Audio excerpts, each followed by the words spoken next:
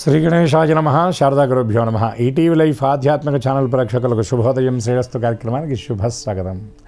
కార్యక్రమంలో శుభతిథి అంశాల్లో నేటి పంచాంగ వివరాలు చూద్దాం. ఆంగ్ల తేదీ 8వ తేదీ 5వ నెల 2025 సంవత్సరం గురువారం. స్వస్తి శ్రీ చాంద్రమాన శ్రీ విశ్వావసనామ సంవత్సరం ఉత్తరాయణం వసంత ఋతువు వైశాఖ మాసం శుక్లపక్షం ఏకాదశి తిథి మధ్యాహ్నం 1:42 వరకు, తదుపరి ద్వాదశి. ఉత్తరా నక్షత్రం రాత్రి 10:10 వరకు, తదుపరి హస్తా నక్షత్రం. హర్షణయోగం తెల్లవారుజామున 3 గంటల వరకు, తదుపరి వజ్రయోగం. భద్రకరణం మధ్యాహ్నం 1:42 వరకు, తదుపరి భవకరణం. అమృత ఘడియలు మధ్యాహ్నం 2:25 నుండి 4:09 వరకు. దుర్ముహూర్తం ఉదయం 10:03 నుండి 10:53 వరకు. తిరిగి దుర్ముహూర్తం మధ్యాహ్నం 3:03 నుండి 3:53 వరకు. శేషవర్జ్యం ఉదయం 5:49 వరకు. ఇది తెల్లవారుజామున 4:09 ప్రారంభమైంది. ఇక ఈనాటి రాహుకాలం మధ్యాహ్నం 1:30 నుండి 3 గంటల వరకు. యమగండం ఉదయం 6 గంటల నుండి 7:30 గంటల వరకు. ఇక ఈనాటి విశేషం సర్వ ఏకాదశి, మతత్రయ ఏకాదశి. వైశాఖ మాసంలో మాధవ మాసంలో మొట్టమొదటగా వచ్చినటువంటి విష్ణుపరమైనటువంటి ఏకాదశి ఈరోజు. మనకు సంప్రదాయంలో 12-24 ఏకాదశులకు ఒక్కొక్క ఏకాదశికి ఒక్కొక్క ఫలాన్ని, ఒక్కొక్క వ్రత విధానాన్ని, ఒక్కొక్క పేరు కూడా మనకి శాస్త్రంలో సూచించారు. ఈ రోజున వచ్చినటువంటి ఈ ఏకాదశిని మోహిని ఏకాదశి అని పిలిచారు. మోహము అనగా ఆకర్షణ, మోహము అనగా బలమైనటువంటి కోరిక. అటువంటి కోరికలను తీర్చున్నది, కోరికలను అణచివేసేది కాబట్టి దీన్ని మోహిని ఏకాదశి అని పిలిచారు. దీని వెనకాల ఒక వృత్తాంతం కూడా ఉన్నది. రుక్మాంగదుడు ఇత్యాది కథలు కూడా మనకి ఈ మోహిని ఏకాదశి సందర్భంగా చెప్పేటటువంటి పరిస్థితులు ఉన్నాయి. ఎవరైతే ఏకాదశి నాడు విష్ణుమూర్తిని దృఢచిత్తంతో స్థిరమైనటువంటి భక్తితో ఆరాధిస్తారో వారందరికీ విష్ణుదేవుడి యొక్క కృప ఎలా కలుగుతుంది అన్నారు. ఎట్లా అయితే దూర్వాసుల వారిని ఆతిథ్యానికి ఆహ్వానించి ఏకాదశి ఘడియలు పూర్తయి ద్వాదశి వచ్చినటువంటి సందర్భంలో పాలన చేయటం కోసం దుర్వాసుల వారు ఇంకా రాలేదని చెప్పినటువంటి సందర్భంలో ఆయన విరమణ చేయాలి ఉపవాసాన్ని ఆ సాలగ్రామ తీర్థం తీసుకున్నటువంటి సందర్భంలో దుర్వాసుల వారు ఆగ్రహిస్తే ఆ మహారాజు పైన దుర్వాసుల వారి అకారణ కోపం, అంటే దాని వెనకాల ఉన్నటువంటి అంతరార్థాన్ని తెలుసుకోకుండా అకారణ కోపాన్ని ఆయన ప్రదర్శించేటప్పటికీ విష్ణుమూర్తి ఆయుధమైనటువంటి సుదర్శనం దుర్వాసుల్ని తరిమి కొట్టిందిట. దుర్వాసుల వారు నేను సాక్షాత్తు పరమేశ్వరుడి యొక్క అంశావతారాన్ని కదా, నా మీద ఈ విధంగా సుదర్శన ప్రయోగం జరగటం ఏమిటి అని ఆయన ఆలోచన చూస్తే ఇది ఎవరు ఈయనకి రక్ష అంటే వాసుదేవుడై ఈయనకి రక్షణగా నిలిచాడు. ఏకాదశి వ్రతం వల్ల ఆయనకు కలిగినటువంటి రక్షణ, ఆయన కలిగినటువంటి గొప్ప ఫలంగా దుర్వాసుల వారికి తెలియవచ్చింది. అప్పటి నుండి సర్వులు కూడా ఏకాదశి వ్రతాన్ని చేయాలి అని. ఎందుకంటే సర్వేషాం భోజనద్వయం అనే శాస్త్రవచనం. అంటే జనార్దనుండి విష్ణుమూర్తిని ఏకాదశి నాడు విశేషంగా ఆరాధించడం కోసం, ఉపాసించడం కోసం భోజనాన్ని వదిలిపెట్టమని, నిరాహారో ఉపవాస అని శాస్త్రం కాబట్టి ఆహారాన్ని వదిలిపెట్టి ఈనాడు మనం వదిలినటువంటి ఆహారాన్ని మరుసటి రోజు ద్వాదశి నాడు ఎవరికైనా దాన్ని అన్నార్తులకు దానం చేసి విష్ణుమూర్తికి నివేదన చేసి అప్పుడు ఉపవాస విరమణ చేసి భోజనం చేయమని చెప్పి శాస్త్రం చెప్పింది. కాబట్టి ఈ ఏకాదశి నాడు ఎవరైతే యథాశక్తిగా హరినామస్మరణ చేస్తారో, ఉపవాసాది నియమాలు పాటిస్తారో, విష్ణు దర్శనం చేస్తారో వారందరికీ కూడా సమస్త శుభాలను పరమాత్మ ప్రసాదిస్తాడు అనే శాస్త్రంలో చెప్పినటువంటి మాట. అలాగే ఈరోజు మరొక విశేషం ఏమిటంటే పద్మావతి పరిణయోత్సవం. ఈరోజు వైశాఖ శుద్ధ ఏకాదశి. ఉత్తరా నక్షత్రంలో శ్రీయస్పతి శ్రీనివాసుడు ఆయన శ్రీమాత యొక్క కరగ్రహణం చేసినట్లుగా, అంటే వివాహాన్ని చేసుకున్నట్లుగా మనకి వెంకటాచల మహత్యాది గ్రంథాలు తెలియవస్తున్నటువంటి విశేషం. ఇవాళ తిరుమలలో పద్మావతి పరిణయోత్సవం ఎంతో వైభవపేతంగా జరుగుతుంది. ఇక ఈనాటి మరొక విశేషం పద్మావతి పరిణయోత్సవంతో పాటు ఈరోజు అన్నవరం శ్రీ సత్యనారాయణ స్వామి వారి దివ్య కళ్యాణ మహోత్సవం కూడా ఈరోజే.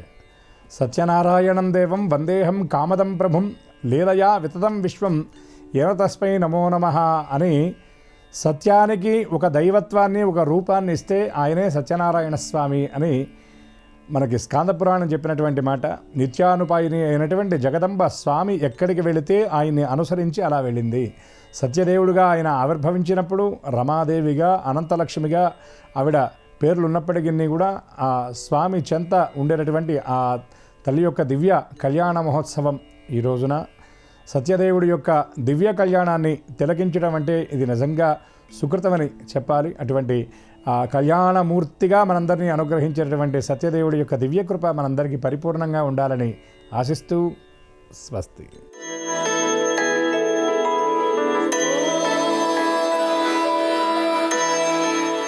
ఈటీవీ లైఫ్ ఆధ్యాత్మిక ఛానల్ ప్రేక్షకులందరికీ నమస్కారం.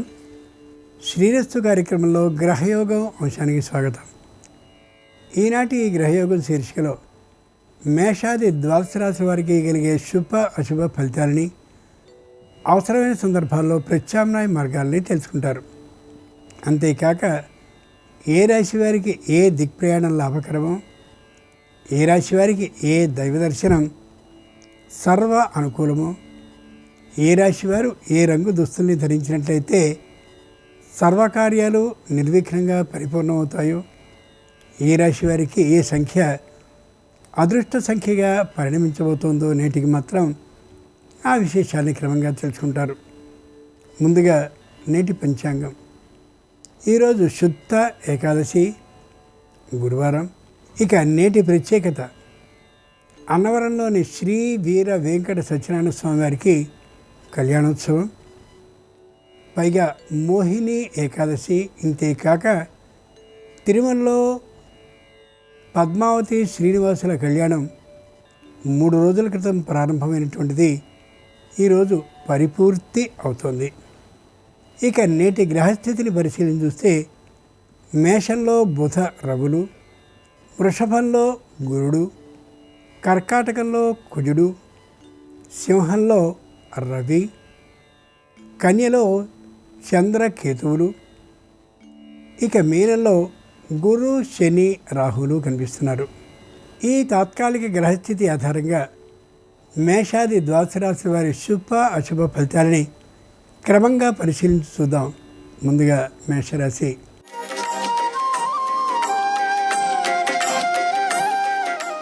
ఈరోజు మేషరాశి వారి ఫలితాలని పరిశీలించి చూస్తే సర్వత్రా అనుకూలత గోచరిస్తుంది. ఏ విధమైన ఇబ్బందులు లేకుండా అన్ని సమస్యల్ని పరిష్కరించుకోగలుగుతారు. కాకపోతే కొద్ది ద్రవ్యంతో కావలసినటువంటి పని మరికొద్ది ద్రవ్యంతో పరిపూర్తి అవుతుందనే యథార్థాన్ని మర్చిపోకూడదు. వృత్తి ఉద్యోగ వ్యాపార స్థలాలని మార్చాలి అనే ఆలోచన ఈ రోజుకి చేయడం ఏమాత్రం సరి కానీ కాదు. ఆర్థికమైనటువంటి లాభం తప్పక కలిగే అవకాశం గోచరిస్తుంది. వ్యాపార అభివృద్ధికి కావలసినటువంటి అన్ని విధాలైన ప్రయత్నాలని ఆ రంగంలో నైపుణ్యం కలిగినటువంటి వారిని సంప్రదిస్తూ ఉండే అవకాశం కూడా గోచరిస్తుంది. అన్నవరం సత్యదేవ కళ్యాణం సందర్భంగా మేషరాశి వారు స్వామివారిని ఆవు పాలతో అభిషేకించినట్టయితే తప్పక వ్యాపారంలో శుభవార్తను వినే అవకాశం ఉంటుంది. తూర్పు దిక్ ప్రయాణం అనుకూలం. కలిసొచ్చే రంగు తెలుపు. అదృష్ట సంఖ్య 2.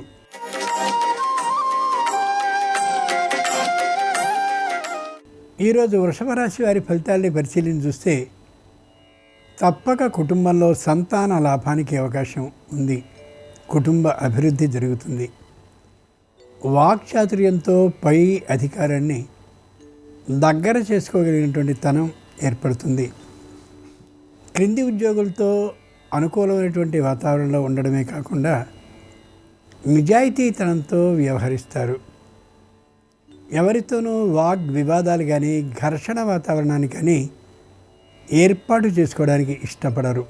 తమకు కలిసి వచ్చినటువంటి అదృష్టానికి ఎంతో ఆనందంతో భగవంతునికి అనేక పర్యాయాలు నమస్కరించుకుంటూ ఉంటారు. ఇంకా కొత్తమైనటువంటి భూముల్ని అలాగే ఏవో ఇళ్ళని కొనుక్కోవాలనే ఆలోచన దాదాపు లేకుండా ఉండే అవకాశం ఉంది. అన్నవరం సత్యదేవ కళ్యాణం సందర్భంగా వృషభ రాశి వారు సత్యదేవుణ్ణి గంధజలంతో అభిషేకించినట్టయితే ధన లాభానికి సంబంధించిన వార్తలు వినే అవకాశం పుష్కలంగా ఉంది. ఈశాన్య దిక్ ప్రయాణం అనుకూలం. కలిసొచ్చే రంగు ఎరుపు. అదృష్ట సంఖ్య 4.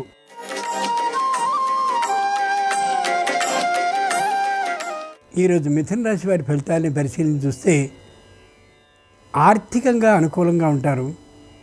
శారీరకంగా కూడా ఉత్సాహంగా ఉండగలుగుతారు. మధ్యమ వైద్య పరీక్షల్ని మాత్రం చేయించుకోక తప్పదని యథార్థాన్ని గుర్తించుకోగలుగుతారు. కుటుంబం మొత్తానికి కూడా వైద్య పరీక్షల్ని చేయించాలనే నిర్ణయానికి వస్తారు. ఏ విధమైనటువంటి శ్రమ లేకుండా ఆర్జనని చేయాలనేటటువంటి ఆలోచన కలిగి నిజాయితీతనంతోనే ధన ఆర్జన మీద దృష్టిని ఏర్పాటు చేసుకోగలుగుతారు. వృత్తి ఉద్యోగ వ్యాపారాల్లో ఏ విధమైనటువంటి అధర్మ ఆలోచన లేకుండా ఉండగలుగుతారు. ఉద్యోగపు సంపూర్ణమైనటువంటి శ్రమని తేలికగా మెత్తనైనటువంటి చిరునవ్వుతో స్వీకరించి చేస్తారు. అన్నవరం సత్యదేవ కళ్యాణం సందర్భంగా మిథున రాశి వారు సత్యదేవుణ్ణి కుంకుమ అక్షతలతో పూజించినట్టయితే ఆకస్మిక శుభవార్తలు వినే అవకాశం ఉంటుంది. దక్షిణ దిక్ ప్రయాణం అనుకూలం. కలిసి వచ్చే రంగు పసుపచ్చన. అదృష్ట సంఖ్య 9.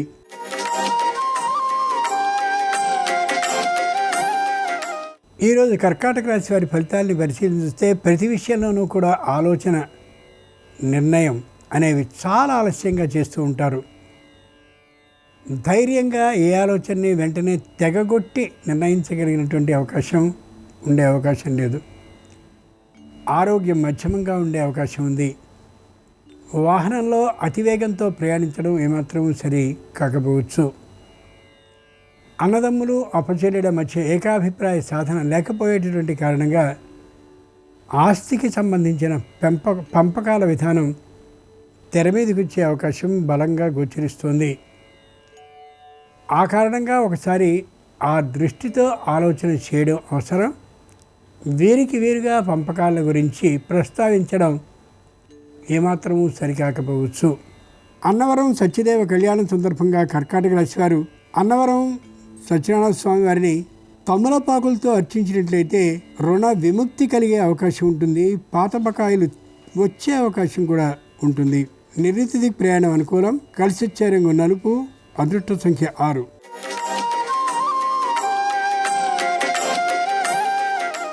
ఈరోజు సింహరాశి వారి ఫలితాలని పరిశీలించి చూస్తే ప్రతి విషయంలోనూ కూడా దూకుడుతనంతో ఉంటారు. ఎంత పనైనా సాధించగలము అనేటటువంటి తీరులో మాటలు ఉంటూ ఉంటాయి. ఆర్థికంగా బలంగా ఉండే అవకాశం ఉంది. పిల్లలు కూడా సంపాదన పనులు అయినటువంటి కారణంగా డబ్బుకి ఇంత అనేటువంటి లెక్క లేకుండా ఖర్చు చేయడానికి సిద్ధపడి ఉంటారు. వివాహాది శుభకార్యాలు సంపూర్ణంగా నెరవేరినటువంటి కారణంగా కొద్ది సొమ్ముతో అయిపోయేటటువంటి పని మరింత పెద్దదైనటువంటి సొమ్ముతో పూర్తి చేయడానికి నిశ్చయిస్తారు.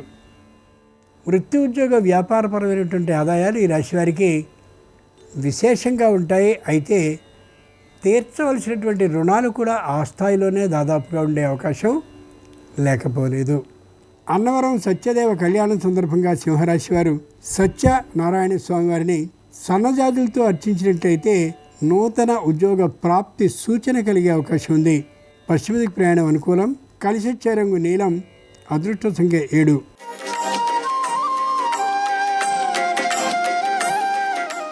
ఈరోజు కన్యారాశి వారి ఫలితాలని పరిశీలించి చూస్తే ప్రతి విషయంలోనూ కూడా నిదానమైనటువంటి ఆలోచనని కలిగి ఉంటారు. వ్యతిరేకమైనటువంటి అభిప్రాయంతో ఇతరుల మీద కక్షని తీర్చుకోవాలనే ఆలోచన మొదట్లో వచ్చినప్పటికీ కూడా వెంటనే విరమించుకోగలుగుతారు. కోపాన్ని బాగా అదుపు చేసుకున్నప్పటికీ కూడా 1-2 పర్యాయాలు ఆ క్రోధ భావాన్ని ప్రదర్శిస్తారు. వచ్చేటటువంటి బంధు మిత్రుని ఆదరించడంలో విశేషమైనటువంటి కీర్తిని పొందినప్పటికీ కూడా మధ్యలో మాట్లాడేటువంటి కొన్ని మాటల కారణంగా బంధు మిత్రులు కొద్ది దూరం అయ్యే అవకాశం ఉండొచ్చు. ఆర్థికంగా లాభిస్తారు. భూమి అలాగే ఇతరమైనటువంటి పొలాలు మొదలైనటువంటి వాటి మీద ఆదాయం కూడా విశేషంగా ఉండే అవకాశం ఉంది. అన్నవరం సత్యదేవ కళ్యాణం సందర్భంగా కన్యారాశి వారు సత్యనారాయణ స్వామి వారిని చామంతులతో అర్చించినట్లయితే తప్పక నూతన ఉద్యోగ ప్రాప్తి అయ్యే అవకాశం ఉంది. నిర్ణీత దిక్ ప్రయాణం అనుకూలం. కలిసి వచ్చే రంగు ఎరుపు. అదృష్ట సంఖ్య 3.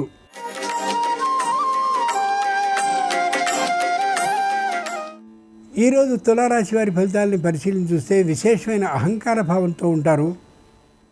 తమ మాట మాత్రమే నెగ్గాలనేటటువంటి దృఢమైన ఆలోచనతో ఉంటారు. ఎవరైనా తమతో మాట్లాడుతున్నట్లయితే తమని తగ్గించి మాట్లాడుతున్నారేమో అనేటటువంటి తీరు ఆలోచనతోనే ఉంటారు. తల్లిదండ్రులు ఇద్దరి మాటని మాత్రమే మరింతగా పాటిస్తూ ఉంటారు. అత్తమామలతో అంతటి దగ్గరతను ఏమాత్రం ఉండకపోవచ్చు. ఇది బాధాకరంగా అనిపిస్తూ ఉంటుంది స్వకుటుంబానికి, పరకుటుంబాల వారికి కూడా. సంపాదించినటువంటి ఆస్తిపాస్తుల మీద పెద్దదైనటువంటి శ్రద్ధని చూపించకపోవచ్చు. ఆ కారణంగా తాత్కాలికంగా అన్యాక్రాంతమయ్యే అవకాశం ఉంది. కాబట్టి వెంటనే పరిశీలించుకుంటూ ఉండడం, సకాలంలో పన్నులు చెల్లించడం వంటివి తప్పనిసరి అవసరాలు కావచ్చు. శారీరకమైనటువంటి స్థితి మధ్యమంగానే ఉంటుంది. ఆరోగ్యపరంగా ఆరోగ్య పరీక్షలు చేయించుకోవడం మధ్యమ విధానం ప్రకారం యథార్థమైన మాట. అన్నవరం సత్యదేవ కళ్యాణం సందర్భంగా తులారాశి వారు స్వామివారిని బిల్వదళాలతో అర్చించినట్లయితే తప్పక కుటుంబంలో ఐకమత్య సాధన, ఆర్థికమైనటువంటి లాభము కలిగే అవకాశం స్పష్టంగా ఉంది. ఉత్తర దిక్ ప్రయాణం అనుకూలం. కలిసొచ్చే రంగు పసుపు పచ్చన. అదృష్ట సంఖ్య 5.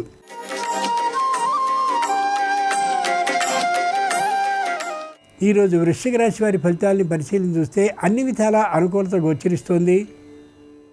ఇటీవలే అయినటువంటి గృహప్రవేశ, వివాహాది శుభకార్యాల కారణంగా వచ్చినటువంటి బంధువులందరి ప్రశంసలని, అభినందనని అందుకుంటూ కనిపిస్తారు.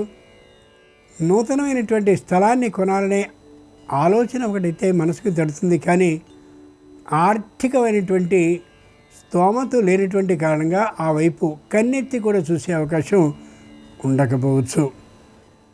భార్యాభర్తల మధ్య ఆనుకూల్యం మరింతగా ఉంటూ ఉంటుంది. అయితే భార్య వైపు నుండి ఏ విధమైనటువంటి ఆదాయము ఉండకపోవచ్చు. ఇరువురికి సంపూర్ణమైనటువంటి అన్యోన్యత బంధం పెరిగే అవకాశం మరింతగా గోచరిస్తోంది. మాటకు మాట బదులు చెప్పేటటువంటి తీరు ఉండనటువంటి కారణంగా కుటుంబం నల్లేరు మీద బండిలాగా చక్కనైనటువంటి విధానంలో జీవితాన్ని కొనసాగిస్తూ ఉండొచ్చు. అన్నవరం సత్యదేవ కళ్యాణం సందర్భంగా వృశ్చిక రాశి వారు స్వామివారిని ముద్దమందారాలతో అర్చించినట్లయితే న్యాయస్థానంలో విజయంతో పాటు ఆర్థిక లాభానికి కూడా అవకాశం ఉండొచ్చు. ఆగ్నేయ దిక్ ప్రయాణం అనుకూలం. కలిసొచ్చే రంగు ఎరుపు. అదృష్ట సంఖ్య 4.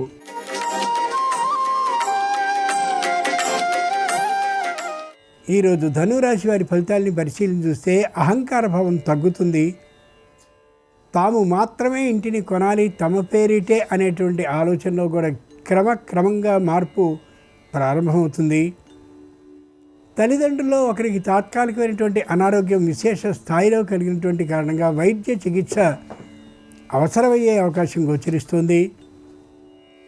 తండ్రి సంపూర్ణమైనటువంటి ప్రశాంతతా భావంతో ఆర్థికమైనటువంటి రుణాన్ని చేయకుండా ఆరోగ్యాన్ని సంపూర్ణంగా కుదుటపడేందుకు తగినంతగా విశేషంగా ఖర్చు చేసే యథార్థం విశేషం గోచరిస్తుంది. ముఖ్యంగా ఔషధ సేవ సక్రమంగా జరిగేలాగా చాలా జాగ్రత్తగా చూస్తూ ఉంటారు కుటుంబ సభ్యులంతా కూడా. అన్నవరం సత్యదేవ కళ్యాణం సందర్భంగా ధనురాశి వారి స్వామివారిని తమలపాకులతో అర్చించినట్లయితే తప్పక వివాహాది శుభకార్యాలు నెరవేరే అవకాశం ఉండొచ్చు. ఉత్తర దిక్ ప్రయాణం అనుకూలం. కలిసొచ్చే రంగు ఎరుపు. అదృష్ట సంఖ్య 9.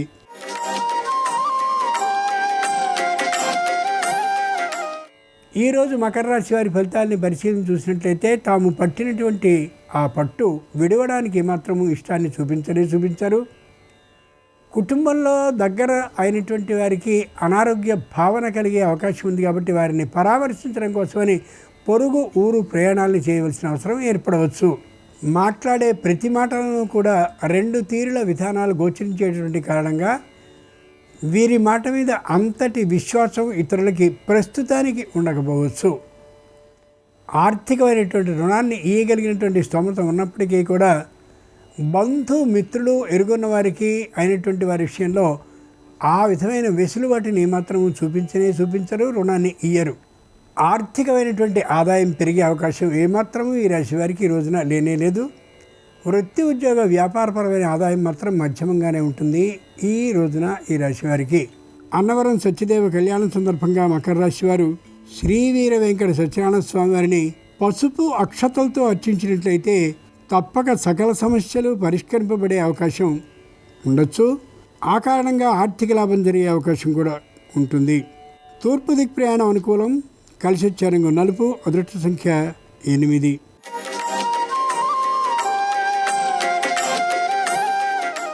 ఈరోజు కుంభరాశి వారి ఫలితాలని పరిశీలించి చూస్తే ఎక్కువ గుంఫన భావంతో ఉంటారు. స్పష్టంగా అన్నిటినీ విడమర్చి చెప్పే ఆలోచన కలిగి ఉండదు వీరికి.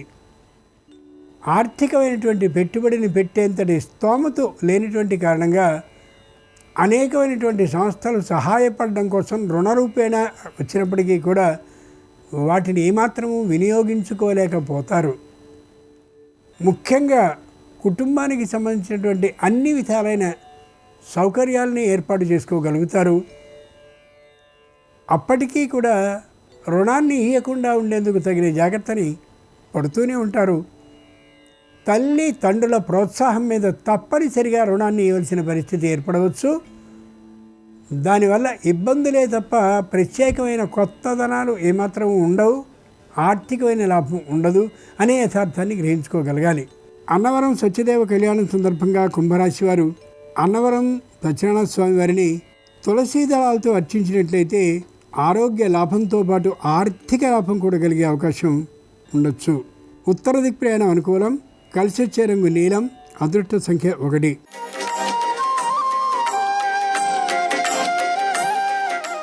ఈరోజు మీన రాశి వారి ఫలితాలను పరిశీలన చూస్తే వృత్తిపరమైనటువంటి ఆదాయం పెరుగుతుంది. వ్యాపారపరమైనటువంటి ఆదాయాలు మధ్యమంగా ఉంటాయి. ఒక్కసారి కానీ అన్నటువంటి మాటే అయినట్లయితే తప్పక ఆ మాటను నెరవేర్చడం కోసం ఏ విధమైనటువంటి అవమాన భారము లేకుండా ఉండడం కోసం ఖచ్చితంగా ఆ పని పూర్తి చేస్తారు. ఈ తీరు మనస్తత్వం ఈ రాశి వారికి కలిగి ఉందనేటువంటి కారణంగానే ఇతరులు ఎందరో వీరి ద్వారా పెట్టుబడిని పెట్టించాలనేటటువంటి ఆలోచనతో ఉంటారు ప్రముఖమైన సంస్థలో. అయితే వీరికి ఏమాత్రము స్వీకరించడం ఇష్టం లేకపోవచ్చు. అది చెప్పుకోదగ్గటువంటి పరిణామం కూడా.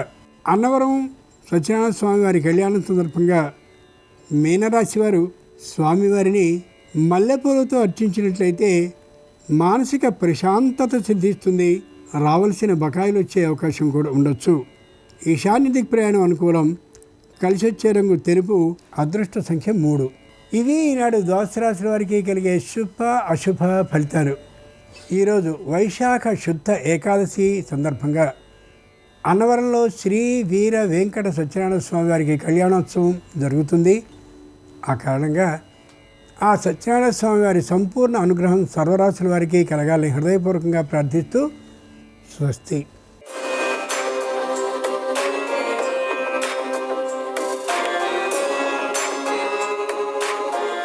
నమస్కారం. ఈరోజు మోహిని ఏకాదశి, గురు ఏకాదశి, అన్నవరం సత్యదేవుని కళ్యాణం. ఈ సందర్భంగా ఎలాంటి ప్రత్యేకమైన విధి విధానాలు పాటిస్తే సమస్త శుభాలు చేకూరతాయో నేటి శుభం లాభం అనే శీర్షికన పరిశీలిద్దాం. వైశాఖ మాసంలో శుక్లపక్షంలో వచ్చే ఏకాదశి తిథిని మోహిని ఏకాదశి అనే పేరుతో పిలుస్తారు. ఇది అమృతం ఆవిర్భవించిన రోజు.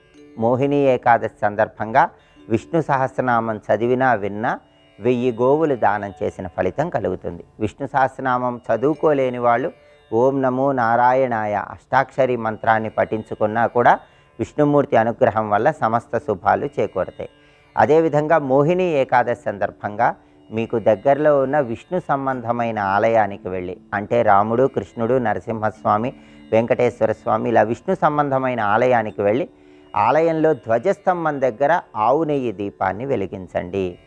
విష్ణు సంబంధమైన ఆలయంలో యుగ్మ ప్రదక్షిణం, అంటే 2, 4, 6, 8 ఇలా సరి సంఖ్యలో ప్రదక్షిణలు చేయండి.